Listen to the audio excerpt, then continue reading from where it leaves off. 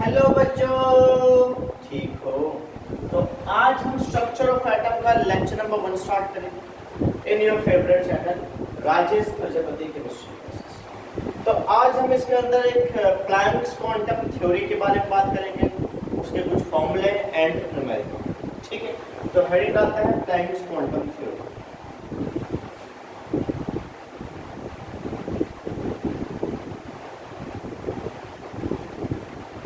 Planks quantum theory.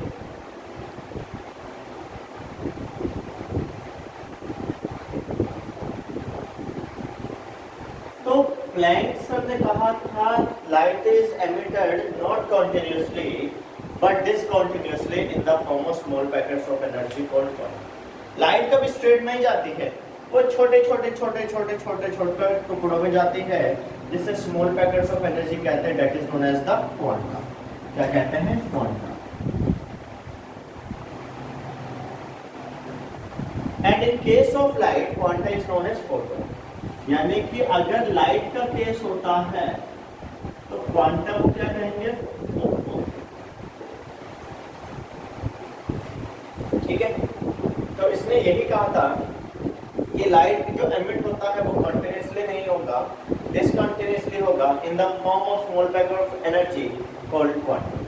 Second part में बात करते हैं तो आपसे कहता है कि एनर्जी इज एमिटेड और absorb is directly proportional to frequency. वो फ्रीक्वेंसी के डायरेक्टली प्रोपोर्शनल होता है। किसी प्रोपोर्शनल साइन हटाने के लिए हम एक कांस्टेंट पुट अप करते हैं, E is equal to h, where E is energy,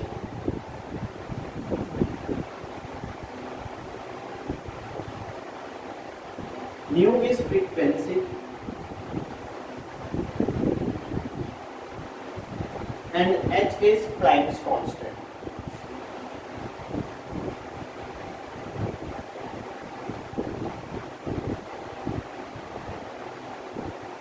ठीक है, और इसकी जो वैल्यू होती है वो है 6.6, यहाँ नीचे लिख देता ताकि फॉर्मूले की जगह बचे।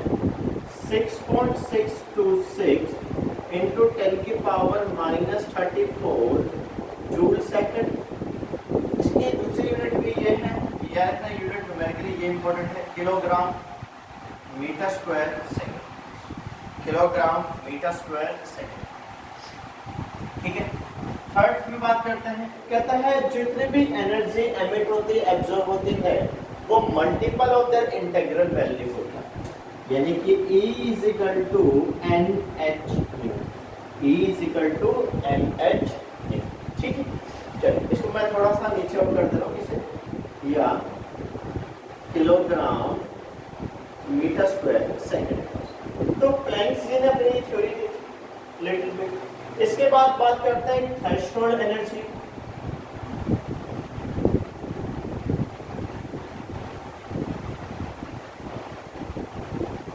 यानी कि E नॉट आपसे कहता है the minimum amount of energy required to eject the electron is known as threshold energy. यानी कम से कम उतनी एनर्जी जिससे कि वो इलेक्ट्रॉन को निकाल सके, इजेक्ट कर सके, वहां से हटा सके, इसी को कहते हैं थ्रेशोल्ड एनर्जी। क्लियर बात है? चलिए कुछ फॉर्मूले से डील करते हैं, काम आएंगे काफी। तो देखिए E is equal to h nu पढ़ा था, E is equal to NH nu ये भी पढ़ लिया हमने ये भी कहानी पढ़ी थी, E is equal to NHC upon lambda। ठीक है, ये भी कहानी हमारे पास आपने पढ़ा है पहले से, kinetic energy equal to half mv square mass in kilogram velocity. इसके बाद ये भी कर सकते हैं हम कि kinetic energy is equal to E minus of E naught, यानी कि एनर्जी माइनस थ्रेशोल्ड एनर्जी। यार छोटा सा लिखा हूँ, थोड़ा सा एडजस्ट करना। तो मान लीजिए 6 पॉइंट है, तो E मतलब kinetic energy equal to H nu minus nu naught. ठीक है, या kinetic energy equal to HC 1 upon lambda minus 1। Clear? Screenshot ले लीजिए।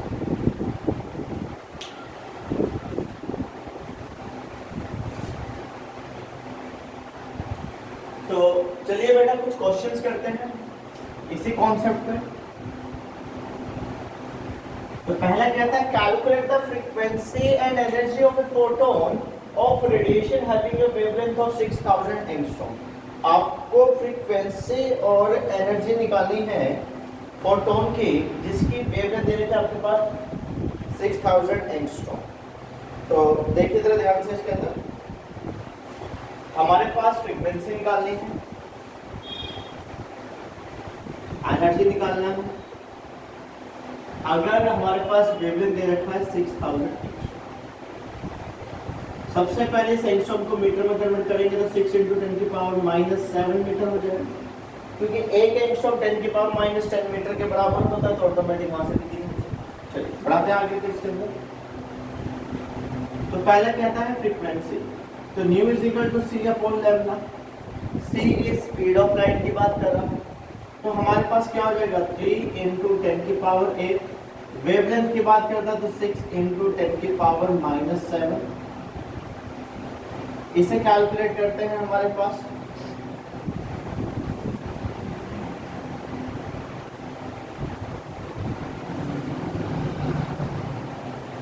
तो 5 × 10⁻14 आंसर है, 5 × 10⁻14। क्लियर बात? सेकंड पार्ट में बात करता है एनर्जी की, तो E is equal to h d हमारे पास फॉर्मूला। H कितना है 6.626 × 10⁻⁻34, अभी मैंने पढ़ाया था। फ्रीक्वेंसी कितनी हमारे पास आई है 5 × 10⁻14। जरा इसे कैलकुलेट करते हैं, 5 × 10⁻14 × 6.626 × 10⁻⁻34, तो ये हमारे पास आ जाएगा 3.313 × 10⁻⁻90। क्लियर बात है? देखिए बेटा, आपसे क्या है, फ्रीक्वेंसी और एनर्जी निकालना है, ठीक है। अगर आपके पास फोटोन है जिसकी वेवलेंथ इतनी दे रखी 6000, तो फिर फ्रीक्वेंसी एनर्जी निकालना था, वेवलेंथ को एंगस्ट्रॉम से पहले मीटर में कन्वर्ट करेंगे। 1 angstrom is equal to 10⁻⁻10 metre के बराबर होता है। हमने फॉर्मूला लगाया nu is equal to c upon lambda.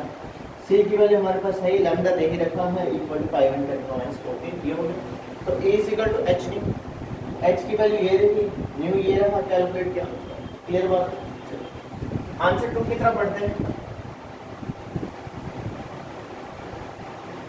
थोड़ा सा कंजेस्टेड हो जाए। आंसर 2। सो आपसे ये कहता है a 100 watt bulb emits a monochromatic light of wavelength 400 nanometre. एक 100 वाट बल्ब है, यानी कि आपके पास इतनी एनर्जी दे रखी है 100 वाट, ठीक है, नैनोमीटर, इतनी वेवलेंथ है 400 नैनोमीटर।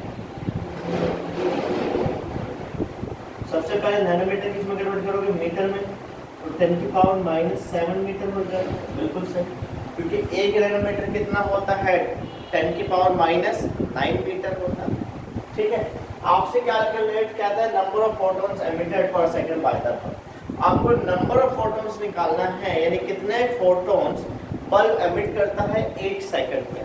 तो देखिए बहुत सिंपल सा ही है, but it is the important question, सबसे इम्पोर्टेंट इन तीनों क्वेश्चन भी है।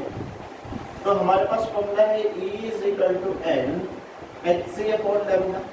तो नंबर ऑफ फोटॉन्स में n को ले लेता हूँ, तो E की वैल्यू कितनी हो जाएगी 100, लैम्डा कितना है 4 × 10⁻⁻7। h की बात करता प्लैंक कांस्टेंट, तो 6.626 × 10⁻⁻34, और c की वैल्यू के लिए 3 × 10⁸। इसे कैलकुलेट करते हैं हमारे पास, तो देखते हैं कितना आता है 4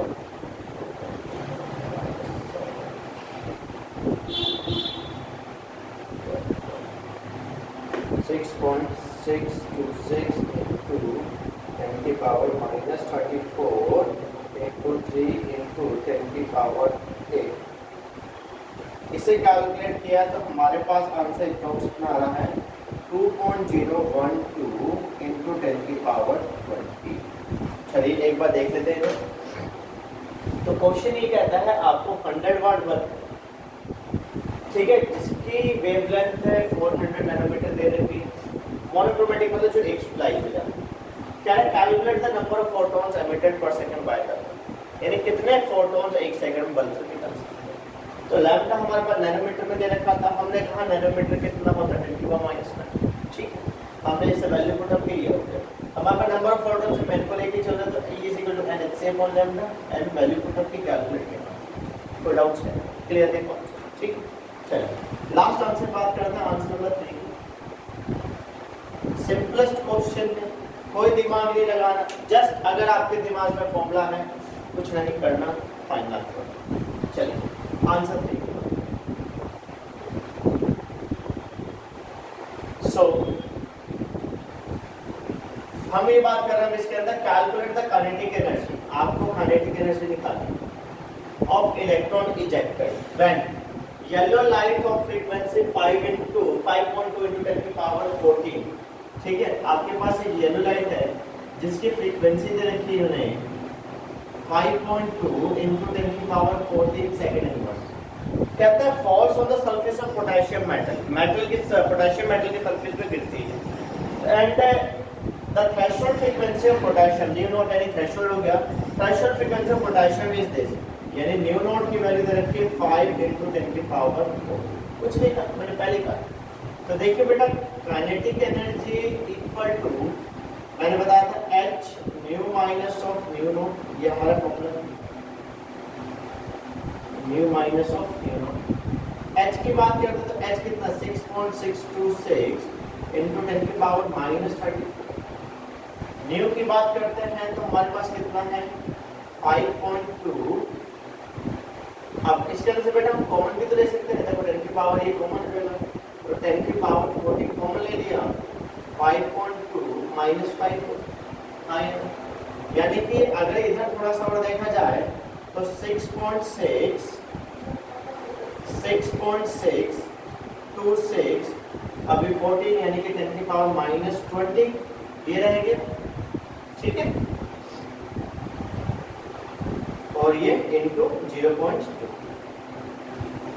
चलिए इसे भी कैलकुलेट कर देते हैं हम गेट नंबर के साथ। सो 6.626 इंटू 10 की पावर -34 इंटू पॉइंट, इसे कैलकुलेट करेंगे तो हमारे पास 1.33 इंटू 10 की पावर -34 है, 1.33 इंटू 10 की पावर -20। तो देख लीजिए इधर आपको काइनेटिक एनर्जी निकालना है, फ्रीक्वेंसी और थ्रेशोल्ड फ्रीक्वेंसी वैल्यू दे रखी है, जिस फॉर्मूला को आप करना, स्क्रीनशॉट ले लीजिए इसका।